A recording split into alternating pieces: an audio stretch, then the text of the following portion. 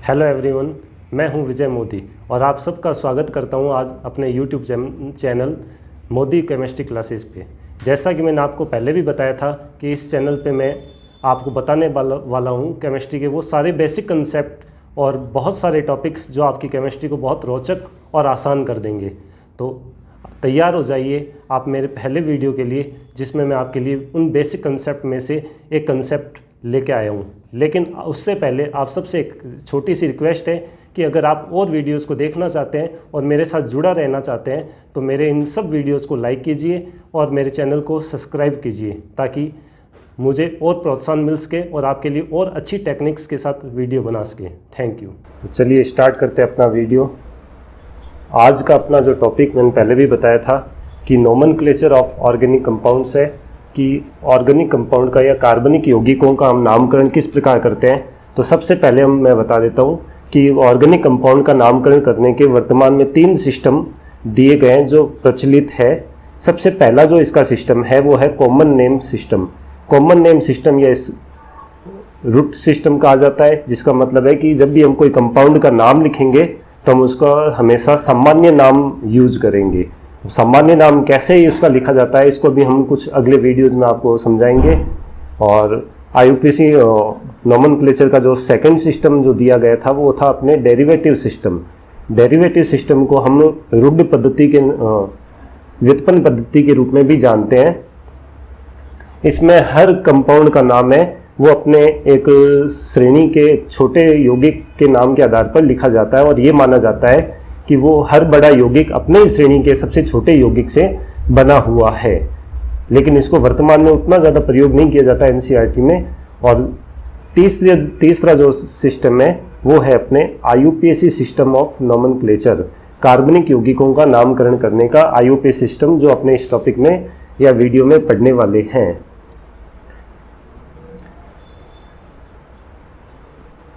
अपना टॉपिक रहेगा IUPAC nomenclature of organic compound, कि कार्बनिक यौगिकों का नामकरण है वो किस प्रकार किया जाता है। तो उसको आगे बढ़ने से पहले हम सबसे पहले ये देख लेते हैं कि आईयूपीएसी जो नाम है ये क्या है। आईयूपीएसी वास्तव में एक ऐसी वैज्ञानिक संस्था का नाम है जो कार्बनिक यौगिकों का नामकरण अपने कुछ नियमों के अंतर्गत करती है। इस आईयूपीएसी को अगर हम पूरे नाम के आधार पर देखें तो इसमें आई का मतलब बनता है इंटरनेशनल, यू का मतलब बनता है यूनियन, एंड पी का मतलब बनता है प्योर, ए का मतलब बनता है अप्लाइड, एंड सी का मीन्स बनता है केमिस्ट्री। इट मीन्स आईयूपीएसी का जो फुल फॉर्म है वो है international union of pure and applied chemistry. It means शुद्ध और अनुप्रयोग रसायन का अंतर्राष्ट्रीय संघ जो इन यौगिकों का नामकरण करता है। वर्तमान में इसी सिस्टम के आधार पर पूरे कार्बनिक यौगिकों का नामकरण किया जाता है। चाहे वो किसी भी प्रकार का कार्बनिक यौगिक हो, उसका नाम आईयूपीएसी के आधार पर ही किया जाता है। अब आईयूपीएसी में कार्बनिक यौगिकों का नामकरण कैसे किया जाता है, तो इसके लिए सिस्टम ने अपने 2 आधार दिए हैं जिनके आधार पर इन कार्बनिक यौगिकों का नामकरण किया जाता है। जिनमें से जो पहला आधार रहता है अपने है वो है on the basis of number of carbon.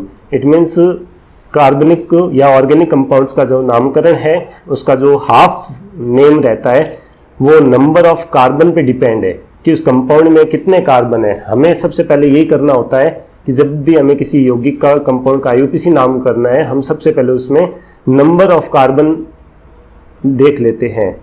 जैसे अगर उस कंपाउंड में number of carbon atom is 1, then half name of the compound called meth. If the number of carbon atom is there 2, the compound is called eth. If the number of carbon atom is 3, then compound is called prop.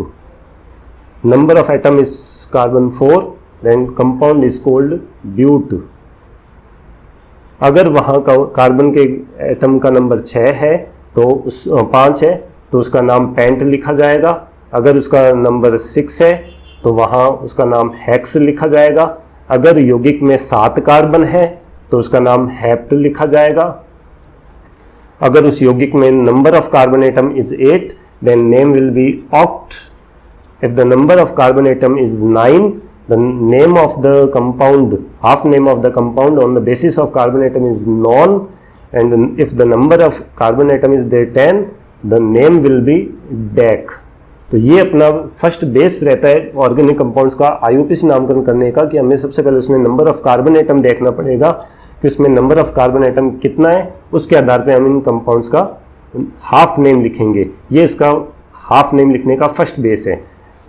इसके बाद जो remind half name रहता है, जो बचा हुआ आधा नाम होता है, वो लिखा जाता है on the basis of nature of covalent bond, कि उस कंपाउंड में जो कार्बन कार्बन एटम के मध्य जो कोवेलेंट बॉन्ड यानी सहसंयोजी बंध बना हुआ है, वो बंध कौन सा है। हम जानते हैं कि कार्बन की जो वैलेंसी यानी संयोजकता होती है वो 4 होती है। कार्बन अपनी 4 वैलेंसी 4 तरीके से पूरी कर सकता है। वो चाहे तो अपनी 4 वैलेंसी को 4 सिंगल बॉन्ड बनाकर पूरी कर सकता है। कार्बन चाहे तो अपनी 4 वैलेंसी को 2 डबल बॉन्ड बनाकर भी पूरी कर सकता है। कार्बन चाहे तो अपनी 4 वैलेंसी में से 2 वैलेंसी एक डबल बॉन्ड बनाकर, एक सिंगल बॉन्ड बनाकर और एक सिंगल बॉन्ड बनाकर पूरी कर सकता है। और अगर कार्बन चाहे तो एक ट्रिपल बॉन्ड बना सकता है और एक सिंगल बॉन्ड बनाकर भी अपनी 4 वैलेंसी को पूरी कर सकता है। तो जब हम उस कंपाउंड का नाम लिख रहे होंगे तो हमें इन्हीं में से देखना होगा कि उस पूरे कंपाउंड में कार्बन ने अपनी 4 वैलेंसी कौन से बॉन्ड द्वारा पूरी की है। तो अगर उस कंपाउंड में प्रत्येक कार्बन अगर आपस में सिंगल बॉन्ड बना के अपनी वैलेंसी पूरी करता है, सारे जितने भी कार्बन है वो सारे सिंगल बॉन्ड से जुड़े हैं, तो उस कंपाउंड को हम एल्केन कैटेगरी में डिवाइड कर रखते हैं कि वो कंपाउंड होगा वो एल्केन कैटेगरी का होगा। और जब भी कोई कंपाउंड एल्केन कैटेगरी का होता है तो उसके नाम के पीछे हम क्या करते हैं, एन सफिक्स यानी एन शब्द का यूज करते हैं, उसका नाम लिख देते हैं। और अगर आपको लगता है कि उस यौगिक में एक भी कार्बन ऐसा है जो किसी दूसरे कार्बन के साथ डबल बॉन्ड बना रहा है, तो वो कंपाउंड है वो एल्कीन कैटेगरी में एल्कीन श्रेणी का कंपाउंड माना जाएगा। और एल्कीन श्रेणी के कंपाउंड का जब IUPAC नामकरण करते हैं तो हम नंबर ऑफ एटम कार्बन के लास्ट में इन वर्ड को सुफिक्स के रूप में ऐड कर देते हैं। और अगर आपको लगता है कि वो कार्बन आपस में ट्रिपल बॉन्ड बनाता है, तो ट्रिपल बॉन्ड अगर कोई कंपाउंड में कार्बन कार्बन के बीच में है तो वो कंपाउंड एल्काइन कैटेगरी का माना जाएगा। और एल्काइन कैटेगरी के कंपाउंड के लिए हम क्या करेंगे, नाम के बाद में आइन शब्द का प्रयोग करेंगे।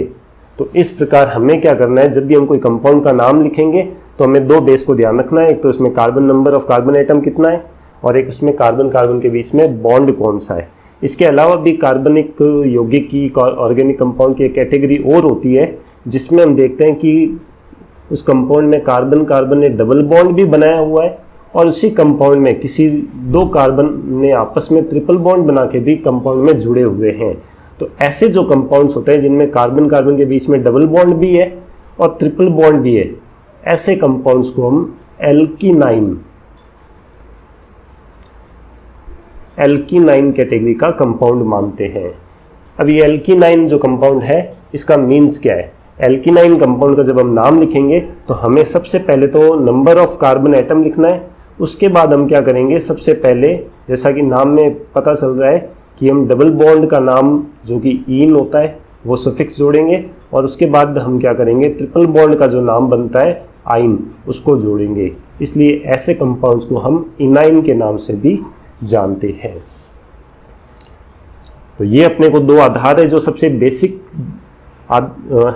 है, तो हमें इन 2 पॉइंट्स का ज़रूर ध्यान रखना है IUPAC नामकरण करते समय।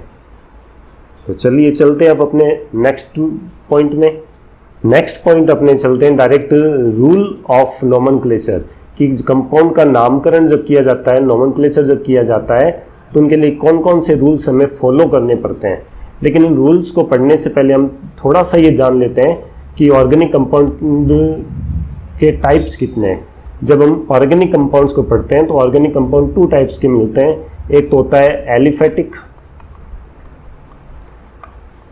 जिन्हें हम खुली श्रृंखला वाले या ओपन चेन कंपाउंड भी कहते हैं, और एक कंपाउंड्स होते हैं साइक्लिक, जिन्हें हम बंद श्रृंखला वाले या चक्रीय यौगिक भी कहते हैं। फिलहाल इस वीडियो में हम क्या करेंगे, एलिफेटिक यौगिकों का कंपाउंड्स का नामकरण करेंगे, अचक्रीय यौगिकों का नामकरण करेंगे। अचक्रीय यौगिक की स्ट्रक्चर के बेस पर अचक्रीय जो यौगिक होते हैं, एलिफेटिक कंपाउंड्स होते हैं, वो 2 टाइप्स के होते हैं। एक होते हैं अनब्रांच्ड और एक कंपाउंड्स होते हैं वो होते हैं ब्रांच्ड।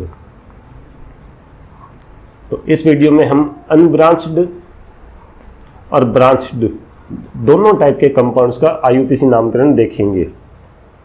लेकिन सबसे पहले हम क्या करते हैं, ऐसे कंपाउंड्स का नाम आईयूपीसी नोमेनक्लेचर करते हैं, ऐसे कंपाउंड्स का नामकरण करते हैं जो अनब्रांच्ड कंपाउंड है।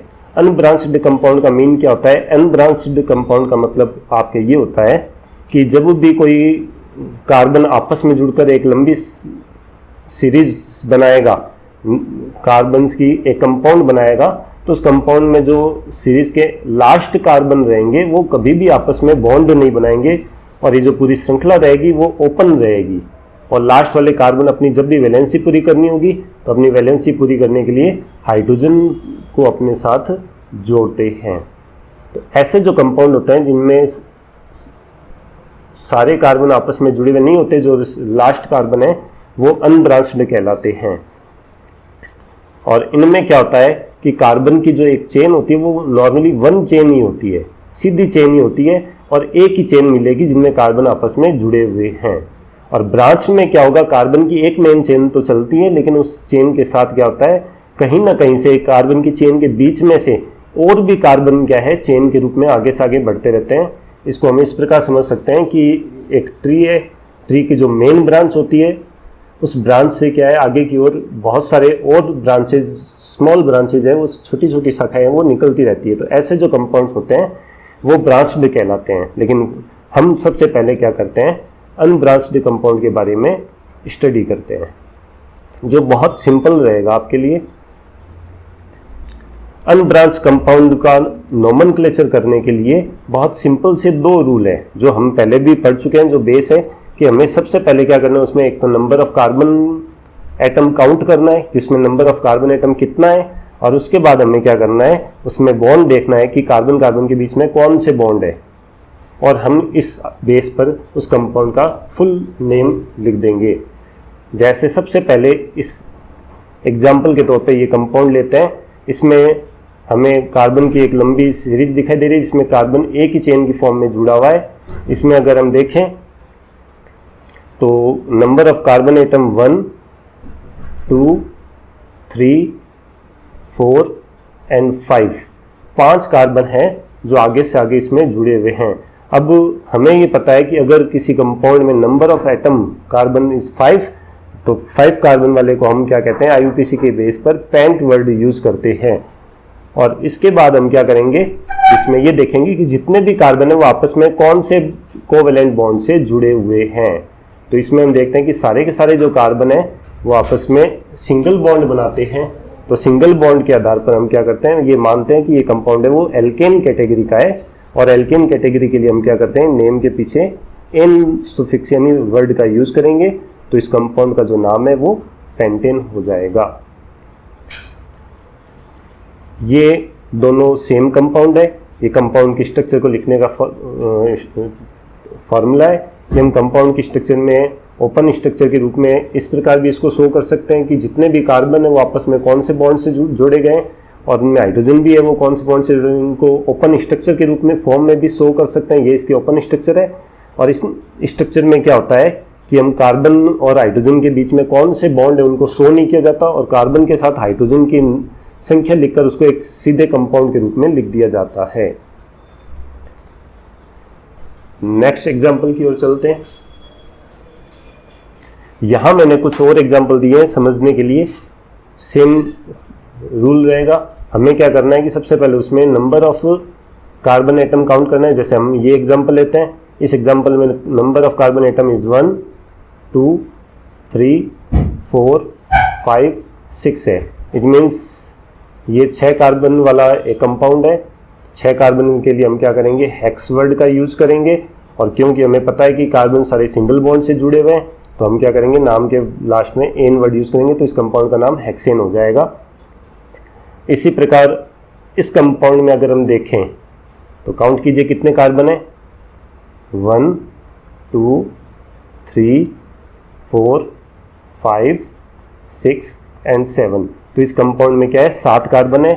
7 कार्बन है तो इसके लिए हम क्या करेंगे, हेप्ट वर्ड का यूज करेंगे, और सारे सिंगल बॉन्ड भी है इनके बीच में, इसलिए हम क्या करेंगे, एन वर्ड यूज करेंगे। तो इस कंपाउंड का फुल फॉर्म हो जाएगा हेप्टेन।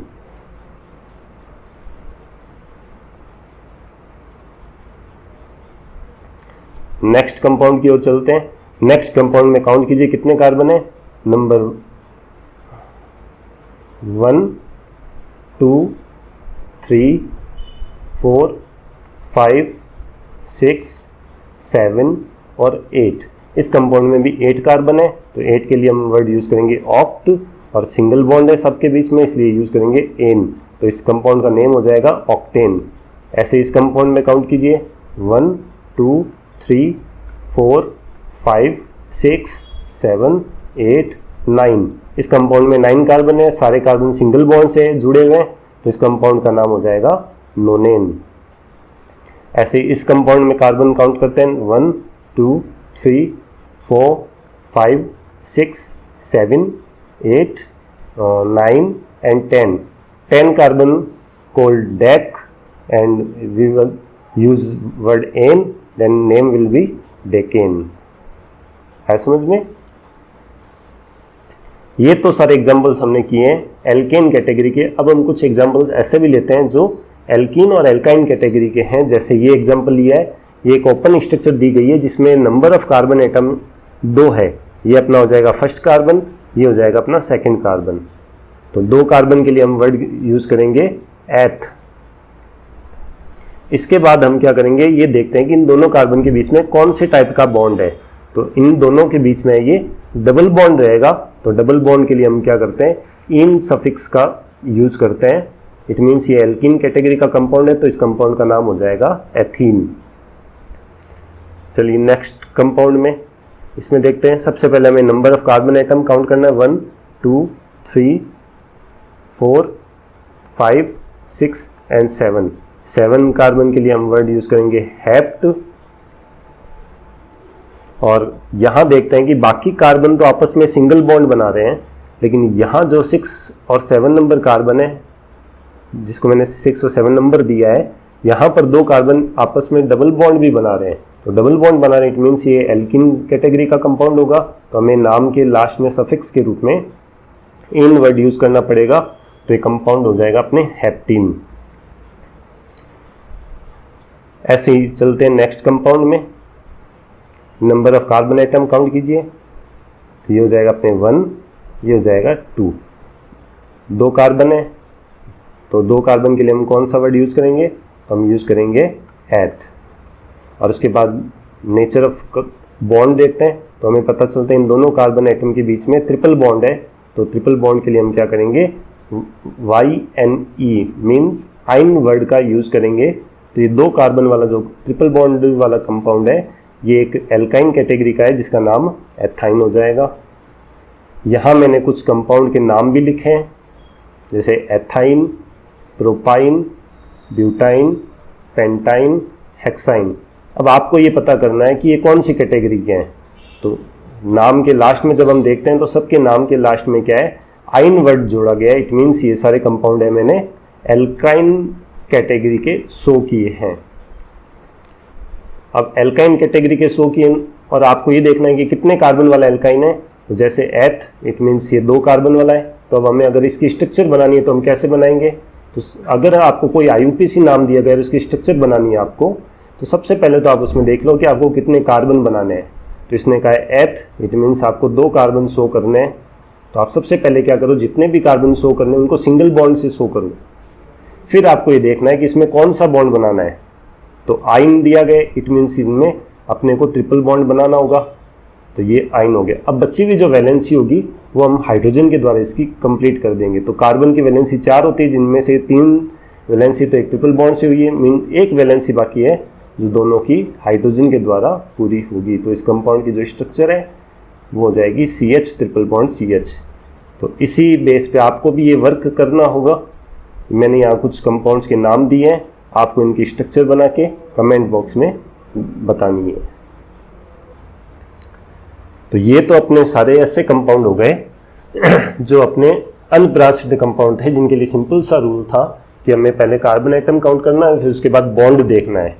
लेकिन जब हम किसी ऐसे कंपाउंड्स का नोमेनक्लेचर करते हैं, नामकरण करते हैं जो ब्रांच्ड होते हैं, तो उनके लिए हमें कुछ और रूल्स है। ये बेसिक रूल्स तो रहेंगे, इनके अलावा भी कुछ रूल्स है जिनको हमें फॉलो करना पड़ेगा। तो इस वीडियो में हम क्या करेंगे, केवल एल्केन कैटेगरी के ब्रांच्ड कंपाउंड का आईयूपीएसी नामकरण कैसे करते हैं वो सीखेंगे। एल्केन कैटेगरी के कंपाउंड्स का नामकरण कैसे किया जाता है उनको हम सीखेंगे। तो इसके लिए हमें कुछ बेसिक रूल्स भी है और उसके बाद कुछ और भी रूल्स है जो स्ट्रक्चर के अनुसार हमें याद रखने हैं और आईयूपीएसी नोमेनक्लेचर करते समय इनको फॉलो करना है। तो सबसे पहले तो नोमेनक्लेचर के रूल पढ़ने से पहले मैं आपको स्टेप बता देता हूँ कि ब्रांच्ड कंपाउंड्स का नामकरण करने में 3 स्टेप आपको फॉलो करने पड़ेंगे। सबसे पहले तो आप जब इस और ब्रांच्ड कंपाउंड को देखोगे, जैसे इसमें दिया गया है, तो आपको क्या है, कार्बन की बहुत सारी चेन मिलेगी। चेन जैसे कार्बन की एक चेन है वो ये सीधी चेन चल रही है, एक चेन आपको यहाँ से यहाँ तक की मिलेगी और एक चेन है वो आपको यहाँ से यहाँ तक की मिलेगी। तो ये 3 तरह की चेन है। या आप बोल सकते हो एक जो चेन है वो सीधी चल रही है, एक जो चेन है वो नीचे से स्टार्ट होकर क्या है आगे की तरफ जा रही है। तो ये कंपाउंड्स कहलाते हैं ब्रांच्ड कंपाउंड। ऐसे कंपाउंड का नामकरण या नोमेनक्लेचर करने के लिए हमें सबसे पहला जो स्टेप करना है वो स्टेप अपना ये रहेगा, सिलेक्शन ऑफ लॉन्ग चेन। इसमें से हमें क्या करना है, एक ऐसी चेन को सेलेक्ट करना है जो सबसे लंबी रहे।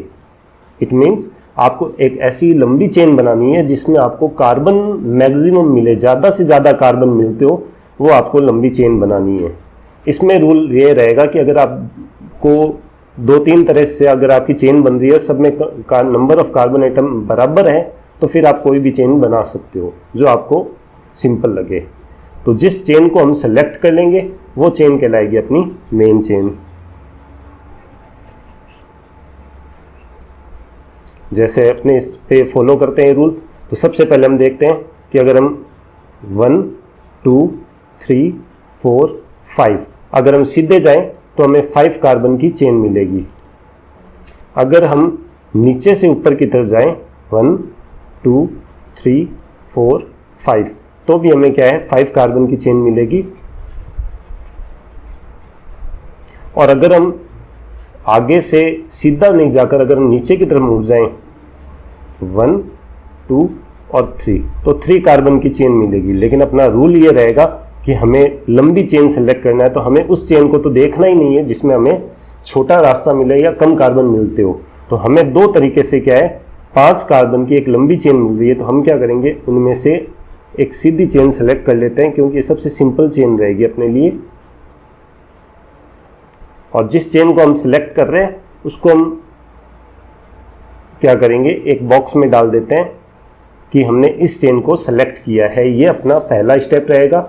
और जिस चेन को हम सेलेक्ट कर लेते हैं वो कहलाती है अपने मेन चेन। वो कहलाती है अपनी मेन चेन या मुख्य श्रृंखला। और इस मेन चेन के बाद में जो चेन आपके बच जाती है, जैसे ये कार्बन की जो चेन है ये आपके बच गई, इस मेन सेलेक्ट करने के बाद सिलेक्टेड चेन के अलावा जो चेन बच जाती है वो कहलाता है आपका सब्स्टिट्यूट चेन।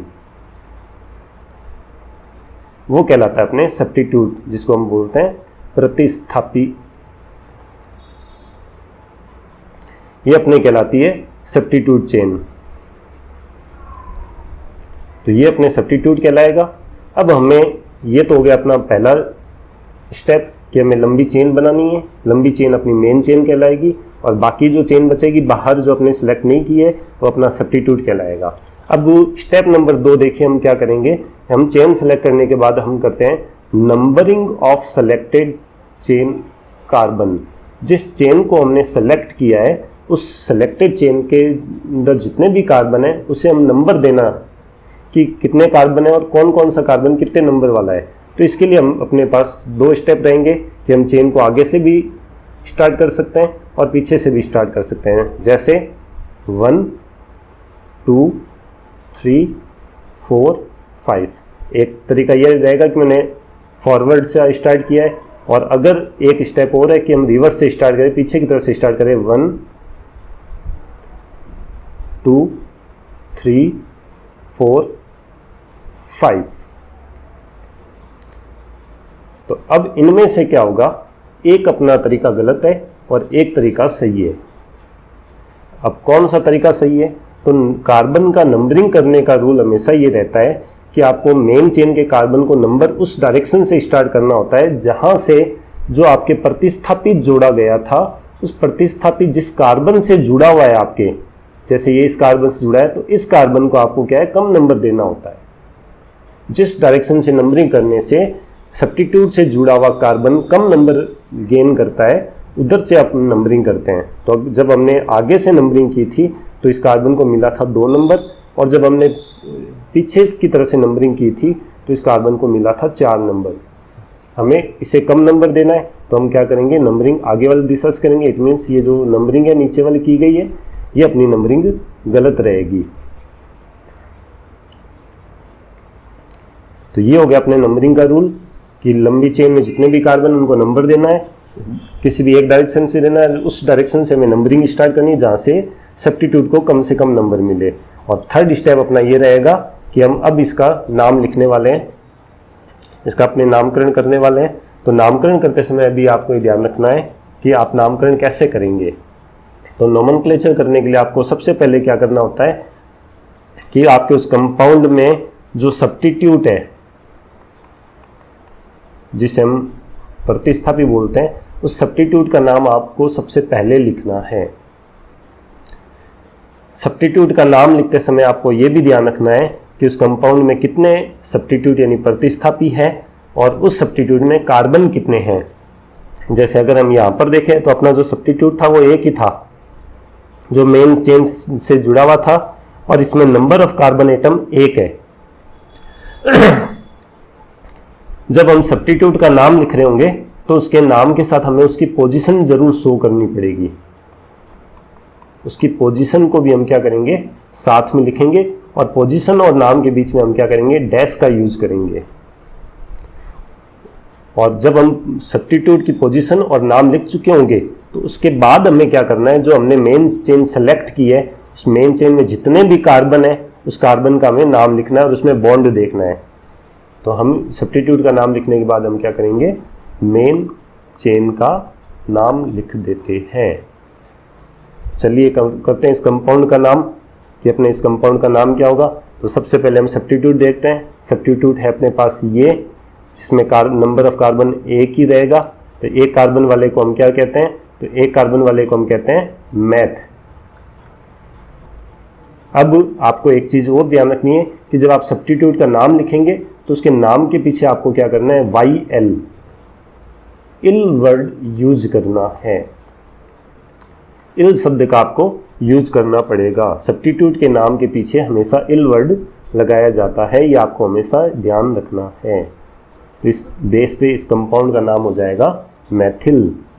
साथ में पोजीशन, तो पोजीशन कितने नंबर कार्बन से ये जुड़ा हुआ है, तो ऊपर वाली नंबरिंग हमने जब की थी तो हमने देखा ये 2 नंबर कार्बन से जुड़ा है। तो मैथिल के नेम के आगे क्या करेंगे, इसकी पोजीशन 2 नंबर लिख देंगे।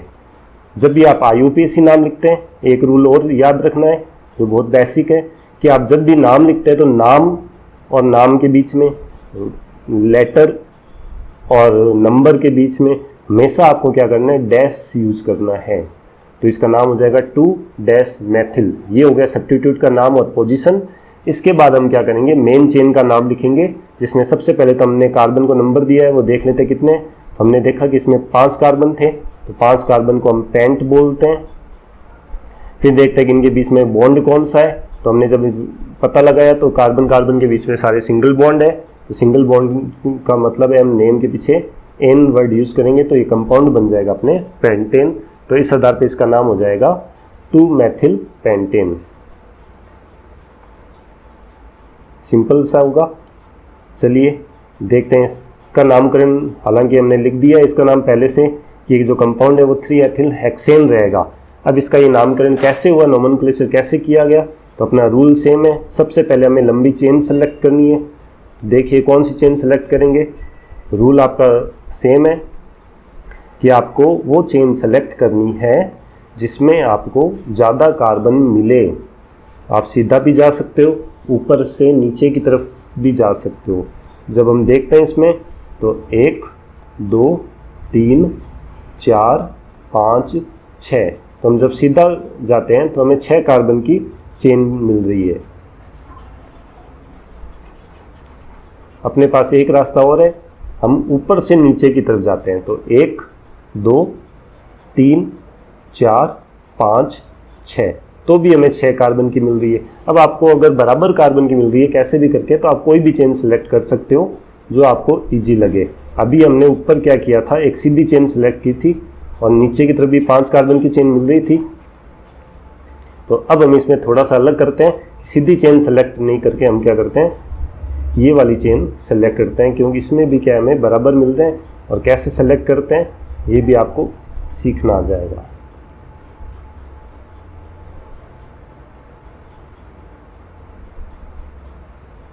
तो ये अपने चेन हो गई 6 कार्बन की, सीधी भी 6 कार्बन की मिल रही थी, ऐसे भी 6, तो हमने ये सेलेक्ट की अपनी मर्जी से। अब हम करते हैं इसका स्टेप नंबर 2, जिसमें हमें कहा गया है कि आपको नंबर देना है इस चेन का।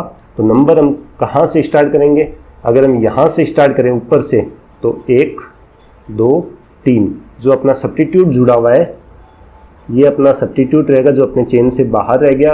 और हम देख रहे हैं कि इसमें कार्बन और नंबर ऑफ कार्बन एटम 2 है, तो ये अपने 2 कार्बन वाला एक सब्स्टिट्यूट है जो नंबर 3 से जुड़ा है। अगर यही नंबरिंग मैं पीछे से करता हूँ तो 1 2 3 4, तो ऊपर से जब नंबरिंग की तो इसको 3 नंबर कार्बन मिला, और पीछे से जब नंबरिंग की तो ये 4 नंबर पर आया। तो हमारा रूल ये रहता है कि हमें कम से कम नंबर देना है, तो हम क्या करेंगे, इसको ऊपर से नंबरिंग देना स्टार्ट करेंगे। 1 2 3 4 5 एंड 6। तो सबसे पहले हम लिखेंगे, नाम लिखते समय प्रतिस्थापी है सब्स्टिट्यूट का नाम। सब्स्टिट्यूट में हमें पता है कि नंबर ऑफ कार्बन एटम 2 है, 2 के लिए हम क्या करते हैं, एथ वर्ड यूज़ करेंगे। और हमें पता है कि नाम के पीछे इल वर्ड लगाना है, तो नाम हो जाएगा एथिल।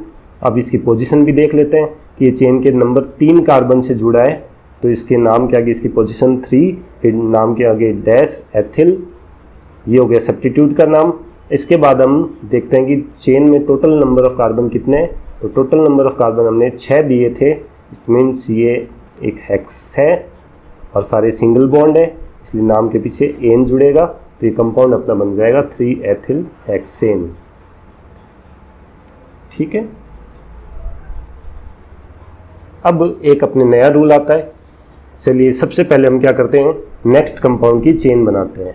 अब इसमें आपको बहुत सारी ब्रांचेस देखने को मिल रही है कि आप जब जाओगे तो एक चेन आपको सीधी भी मिलेगी, एक चेन आप यहाँ से करते हुए ऊपर भी जा सकते हो, एक चेन आप नीचे से स्टार्ट करके सीधी भी जा सकते हो, एक चेन आप नीचे से स्टार्ट करके ऊपर की तरफ भी जा सकते हो। तो बहुत तरीके हैं आपको चेन बनाने के। तो हम क्या करते हैं, कोई भी चेन इसमें सेलेक्ट कर सकते हैं। तो सबसे पहले हमें तो रूल यही रहेगा, लंबी चेन बनानी है तो लंबी चेन बनाएं। तो इधर से अगर हम सीधा स्टार्ट करें तो 1 2 3 4 5, नीचे से स्टार्ट करें 1 2 3 4 5, यहाँ से 4 5। अब कैसे भी जा रहे हैं तो हमें 5 कार्बन की मिल रही है और सेम कार्बन की मिलती है, तो अपना रूल वही रहता है कि हम कोई भी बना सकते हैं। पहले हमने सीधी भी बनाई, फिर थोड़ी ऊपर की तरफ भी बनाई, अब हम चाहें तो ये चेन भी बना सकते हैं, क्योंकि हमें कैसे भी किया जाए 5 कार्बन की ही चेन प्राप्त होती है। तो आप चाहे तो सीधी चेन बना सकते हो, या आपके पास अगर कोई दूसरा रास्ता है तो वो भी आप यूज़ कर सकते हैं। इसके बाद अपना स्टेप नंबर 2 रहता है कि हमें नंबरिंग करनी है। अब नंबरिंग करते समय हमारा रूल यही रहेगा कि जहाँ से आपको प्रतिस्थापी पास में मिले वहीं से आपको नंबरिंग करनी है। इस कंपाउंड में पहली चीज़ तो हमें एक नई चीज़ मिल रही है, वो ये कि यहाँ पर हमें क्या है, 2 प्रतिस्थापी मिल रहे हैं। एक कार्बन का प्रतिस्थापी यहाँ जोड़ा गया है और एक कार्बन का जो प्रतिस्थापी है वो यहाँ जोड़ा गया है। तो यहाँ हमें 2 कार्बन प्रतिस्थापी के रूप में मिल रहे हैं। तो हम और दोनों में कार्बन बराबर है, सेम नंबर ऑफ कार्बन है। तो हमें ये ध्यान रखना है कि जब दोनों तरफ या हमें एक से ज़्यादा प्रतिस्थापी मिलता है तो हम कौन सी तरफ से नंबरिंग करेंगे, तो हमें ये ध्यान रखना है जहाँ से आपको पहला प्रतिस्थापी पास में मिले वहीं से आपको नंबरिंग करनी है।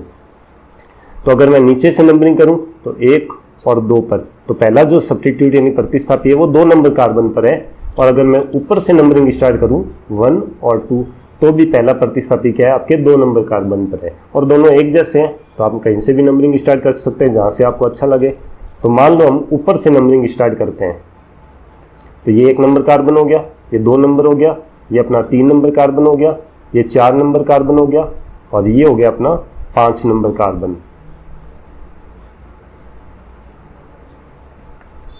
तो ये अपने 5 कार्बन की एक चेन बनी। नाम लिखना है। नाम लिखते समय ध्यान रखना है कि क्योंकि अब आपके प्रतिस्थापी या सब्स्टिट्यूट है वो बहुत सारे हैं, रूल ये रहेगा कि जब आपको बहुत सारे सब्स्टिट्यूट मिले और उनमें से कुछ सब्स्टिट्यूट एक जैसे हैं तो उनका आपको नाम और पोजीशन बार बार नहीं लिखनी है। आपको उनका नाम क्या करना है, एक बार ही लिखना है, और उनके नाम के आगे उनके संख्यावाचक जो नंबर के लिए वर्ड है वो यूज़ करना है। तो IUPAC के अनुसार अगर आपको कोई सेम सब्स्टिट्यूट 2 बार मिल जाता है उस कंपाउंड में, तो उसके नाम को 2 बार लिखने के बजाय आप उसके नाम को लिख के उसके नाम के आगे डाई वर्ड यूज़ कर सकते हैं। और अगर कोई सब्स्टिट्यूट ऐसा है जो 3 बार मिल गया एक जैसे है तीनों, तो उसका नाम 3 बार लिखने के बजाय आप उनके नाम के आगे ट्राई वर्ड यूज़ कर सकते हैं। और अगर कोई सब्स्टिट्यूट आपको एक जैसे हैं वो जो 4 बार मिल चुके हैं, तो उसके नाम के आगे आपको क्या करना है, टेट्रा वर्ड यूज करना है। तो ये आपको ध्यान रखना है। हालांकि 4 से ज़्यादा मिलने की संभावनाएं कम रहती है, लेकिन अगर फिर भी आपको 4 से ज़्यादा सब्स्टिट्यूट सेम मिलते हैं तो आपको IUPAC वाले जो नंबर ऑफ कार्बन आइटम का रूल है कि 5 को पेंटा, 6 को हेक्सा, वही नंबरिंग यूज करनी है। तो चलिए, तो सबसे पहले हम लिखते हैं प्रतिस्थापी का नाम। एक प्रतिस्थापी अपने देखते हैं कि 2 नंबर कार्बन पे जुड़ा हुआ है जो 1 कार्बन वाला मैथिल है, और दूसरा जो प्रतिस्थापी है वो भी 1 कार्बन वाला मैथिल है, वो जुड़ा हुआ है नंबर 4 कार्बन पे। तो सबसे पहले हम क्या करते हैं, दोनों की पोजीशन एक साथ लिख देते हैं। तो पहले तो जुड़ा हुआ है 2 नंबर पोजीशन पर, और फिर जुड़ा हुआ है 4 नंबर पोजीशन पे। तो 2 और 4 को एक साथ लिख दिया। 2 नंबर्स के बीच में हमेशा कोमा लगाया जाएगा, फिर डैश करना है। अब क्योंकि दोनों सेम प्रतिस्थापी है, 2 प्रतिस्थापी जब सब्स्टिट्यूट सेम होते हैं तो उनके लिए नाम के आगे हम क्या करते हैं, उनकी नंबर्स के लिए डाई वर्ड यूज़ करते हैं। और दोनों कौन है, दोनों 1 कार्बन वाला मैथिल है, इसलिए उसका नाम लिख देंगे मैथिल। तो सब्स्टिट्यूट का नाम हो जाएगा 2,4 डाई मैथिल। अब हमें लिखना है चेन का नाम। तो चेन में हम देख रहे हैं कि 5 कार्बन है, तो 5 कार्बन के लिए हम क्या करेंगे, पेंट वर्ड का यूज़ करेंगे। तो ये कंपाउंड हो जाएगा अपना पेंटेन। नेक्स्ट कंपाउंड में आपको नंबरिंग करके दी गई है। सबसे पहले आपको चेन सेलेक्ट करनी है। तो देखिए क्या नंबरिंग सही है या गलत है। तो इसमें देखते हैं कि सीधे इसने जो नंबरिंग की है उसके बेस पे इसको 6 नंबर मिल रहे हैं, 6 कार्बन है। और अगर हम और कोई तरीके से करते, जैसे सीधे यहाँ से अगर हम ये वाली नंबरिंग यूज़ करते, चेन ये बनाते, तो हमें कितने कार्बन मिलते, तो भी हमें 1, 2, 3, 4, 5 और 6 मिलते। हम सीधे जा रहे हैं तो भी 6 मिल रहे। तो हमें क्या करना है, कोई भी चेन अपनी मर्जी से सेलेक्ट करनी है। अब क्योंकि इसने नंबर दिया है तो हम क्या करते हैं, इसके द्वारा बनाई गई चेन को सेलेक्ट कर लेते हैं।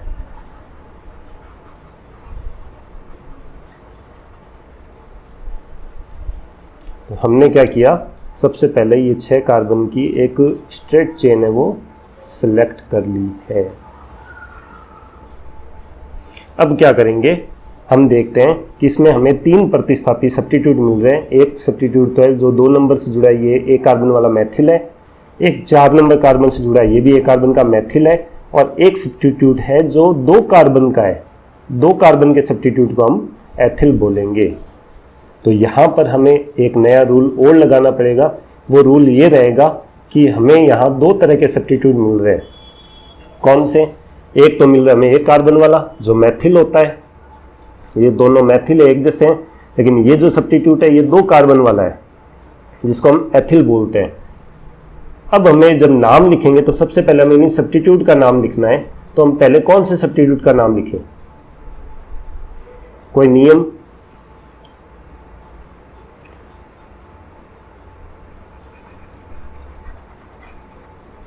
बिल्कुल, इसके लिए नियम ये रहेगा कि हमें जब किसी कंपाउंड में एक से ज़्यादा तरह के डिफरेंट सब्स्टिट्यूट मिलते हैं तो हम उनका नेम लिखते समय ये ध्यान रखते हैं कि जो सब्स्टिट्यूट अंग्रेजी के अल्फ़ाबेट में पहले आता है, जिसका नाम अल्फ़ाबेट के अनुसार पहले आता है, उसको हम IUPAC में भी पहले लिखते हैं, चाहे उसकी पोजीशन बाद में मिली हो, लेकिन उसका नाम हम क्या करते हैं? पहले लिखते हैं।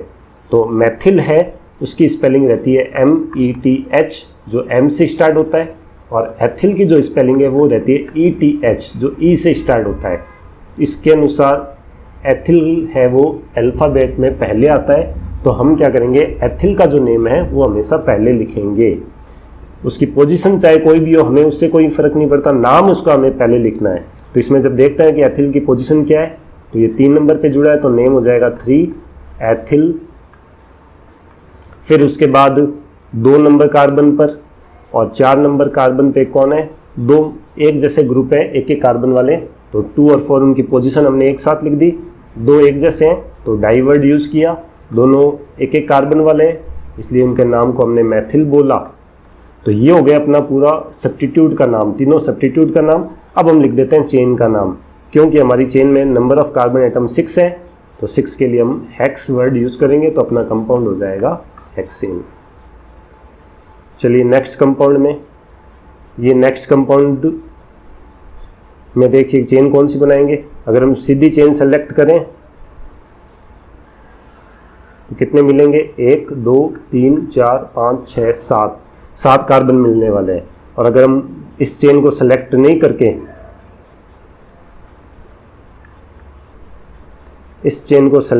करके अगर हम ऊपर वाली चेन को सेलेक्ट करें, ये वाली,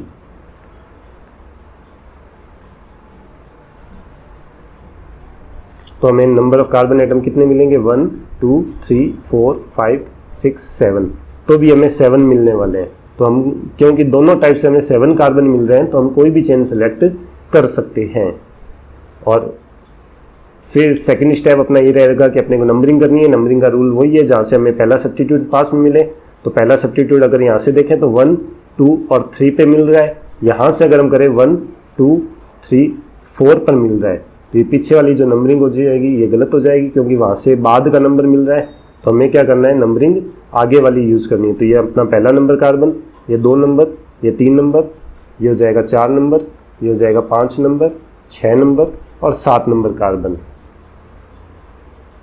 तो सबसे पहले हम अल्फ़ाबेट का ध्यान रखेंगे, क्योंकि यहाँ 2 तरह के सब्स्टिट्यूट मिल रहे हैं। एक 2 कार्बन वाला सब्स्टिट्यूट है जो 3 नंबर पर, एक 1 कार्बन वाला है मेथिल। तो सबसे पहले हम 2 कार्बन वाला सब्स्टिट्यूट एथिल, जो अल्फ़ाबेट में पहला आता है, उसका नाम लिखेंगे 3 एथिल, जो उसकी पोजीशन है। फिर लिखेंगे मेथिल का नाम, जो 4 नंबर पे यानी 4 पर है, तो 4 मेथिल। और फिर हम लिखेंगे चेन का नाम, जो कि 7 कार्बन्स की है, इसके लिए हम वर्ड यूज़ करेंगे हेप्टेन। अगर आपको इससे संबंधित कुछ और प्रश्न है तो आप अपने क्वेश्चंस हैं वो कमेंट बॉक्स में, या कोई स्ट्रक्चर है जिसको आपको और ज़्यादा समझना है तो आप अपने स्ट्रक्चर को, या उसका कोई कंपाउंड का नाम है इसकी स्ट्रक्चर आपको जाननी है, तो आप कमेंट बॉक्स में लिख सकते हैं। ये अपना एक लास्ट कंपाउंड जो थोड़ा सा अपने को अलग रहेगा, इसके लिए अपने को क्या करना है? इसमें देखिए हम चेन बनाते हैं। तो सबसे पहले अगर हम लंबी चेन बनाए तो काउंट कीजिए कितने कार्बन मिल रहे हैं। तो 1 2 3 4 5 6 और 7 कार्बन मिल रहे हैं। अगर हम सीधी चेन मिलाएं तो 7 कार्बन मिल रहे हैं। और सब्स्टिट्यूट देखिए कितने मिल रहे हैं आपको। सब्स्टिट्यूट मिलेगा 1 2 और ये 3 कार्बन वाला सब्स्टिट्यूट मिलेगा 3। तो 7 कार्बन की चेन बन रही है और आपको 3 इसमें सब्स्टिट्यूट मिलेंगे। अब अपने कोई दूसरा रूल देखते हैं कि और कैसे चेन बना सकते हैं। अगर मैं चेन नीचे से स्टार्ट करके ऊपर की तरफ जाऊं,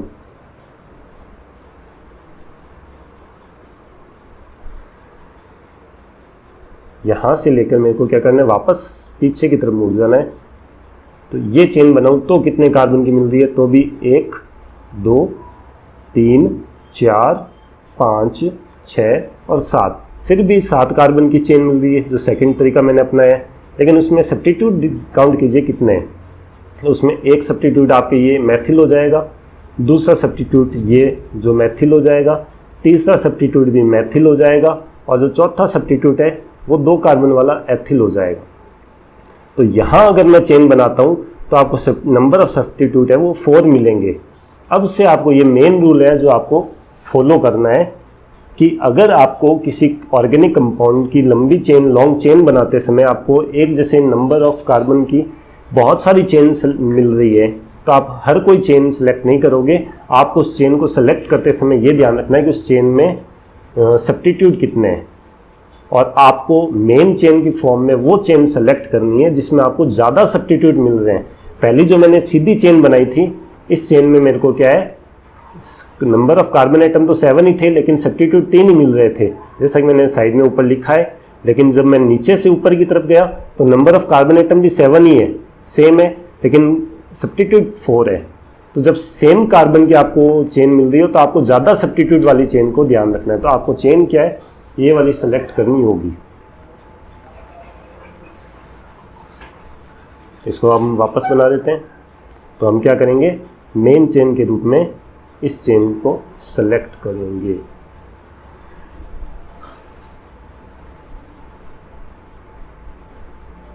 ये हो गई अपनी मेन चेन।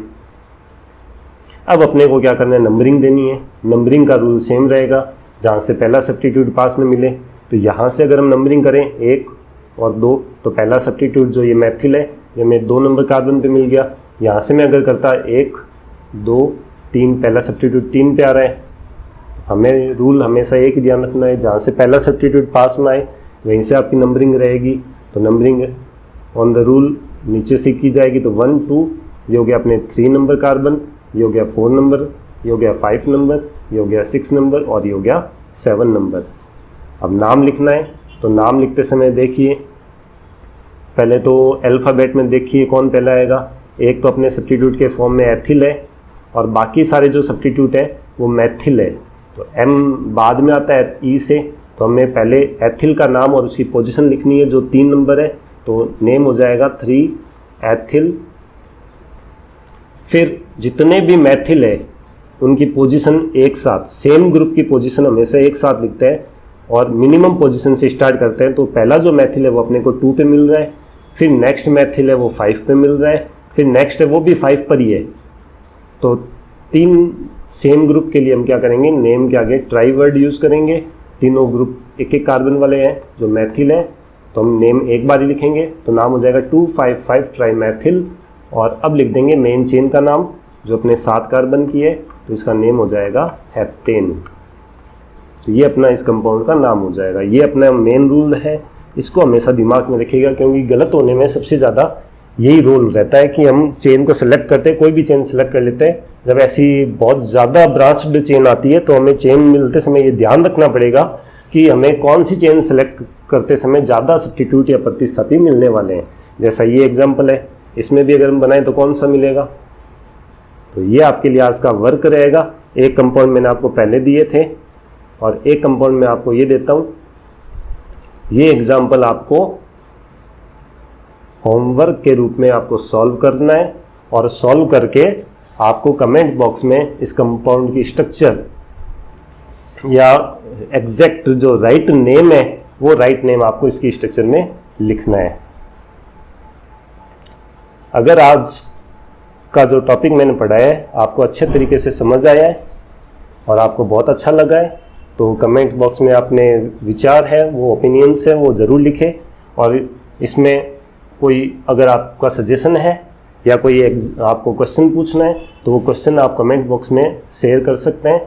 और अगर आपको वीडियो अच्छा लगा है और आप ये चाहते हैं कि हम कंटिन्यू इसी प्रकार आपके जो बेसिक कंसेप्ट है उनको क्लियर करते जाएं और इसके साथ आपको पूरी NCERT 11th और 12th का सिलेबस पढ़ाएं, तो आप हमारे चैनल को लाइक, शेयर एंड सब्सक्राइब करना नहीं भूलें।